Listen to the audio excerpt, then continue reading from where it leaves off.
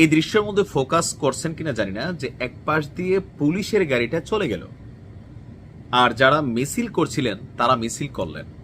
আর এই মিছিলটা গতকালকে আপনার ঢাকার আগারগাঁওয়ে বাংলাদেশ বেতারের সামনে থেকে আওয়ামী লীগ, স্বেচ্ছাসেবক লীগ, ছাত্রলীগ সহ বিভিন্ন সংগঠনের নেতাকর্মীরা এই মিছিলটি বের করেন। মানুষ কেমন ছিল জানেন?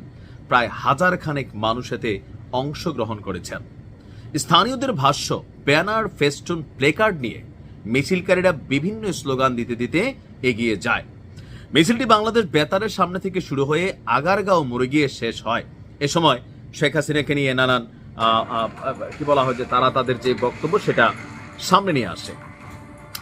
এ ব্যাপারে জানতে চাইলে শেরেবাংলা নগর থানার ওসি, যেহেতু গাড়িটি দিক দিয়ে গেছে, তিনি বলছেন যে এই ঘটনাস্থল থেকে তারা দুজনকে আটক করেছেন। এখন যে গাড়িটা গেল, কেন পুলিশের এই গাড়িটা থামাইয়া এই মিছিলটাকে থামাইল না? কারণ হচ্ছে এটা তো একটা আইন করা আছে। আচ্ছা, এটার একটা ব্যাখ্যা আমি দিচ্ছি, পুলিশের বক্তব্যটা বলি। তো পুলিশ বলছে, ভিডিওটি আমাদের নজরে আসছে, একজন অফিসারের বহনকারী গাড়ি ছিল, অফিসারকে আনতে গাড়িটি যাচ্ছিল, ফলে পুলিশের পক্ষে তখন কিছু করা সম্ভব হয়নি। আসলেই সম্ভব না।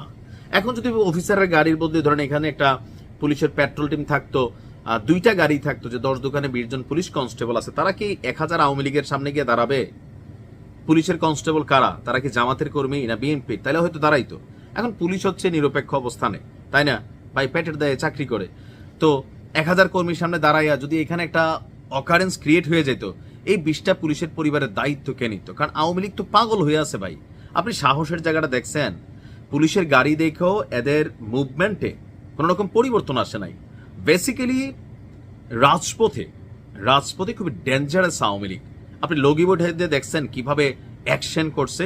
সো এগুলো ডেসপারেট কিন্তু। তো সেইটা কিন্তু পুলিশের জানা আছে।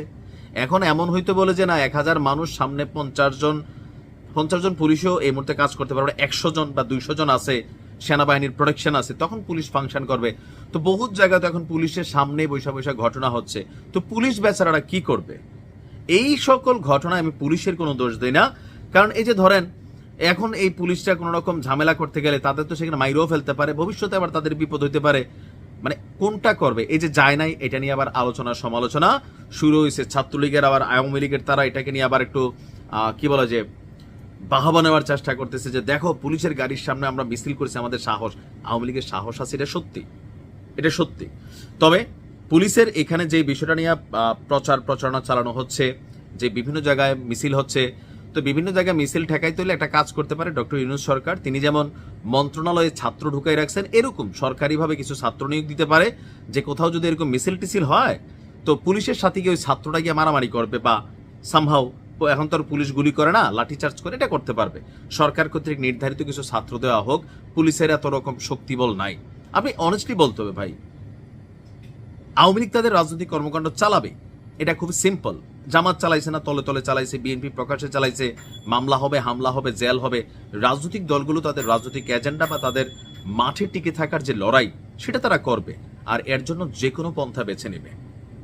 তবে সাম্প্রতিক সময়ে গত 1 সপ্তাহে আওয়ামী লীগের মিছিল বড় হচ্ছে, টিম বড় হচ্ছে, এটা কিন্তু আসলে ইউনূস সরকারের জন্য দুশ্চিন্তার বিষয়। তবে খুব দ্রুতই তিনি বিদায় নেবেন নির্বাচন দিয়া, এটা বোঝাই যাচ্ছে যে এগুলা তিনি আর নিতে পারতেছেন না। কারণ আওয়ামী লীগকে তো এই যে গ্রেপ্তার বিভিন্ন অপারেশন ডেভিল হান্ট, অস্ত্র উদ্ধার, অনেক কিছু করে কিন্তু দমানো যাচ্ছে না। এটা হচ্ছে প্র্যাকটিক্যাল। দেখা যাক কি হয়, যদিও পরে পুলিশ 2-1 জনকে আটক করছে। ভালো থাকো।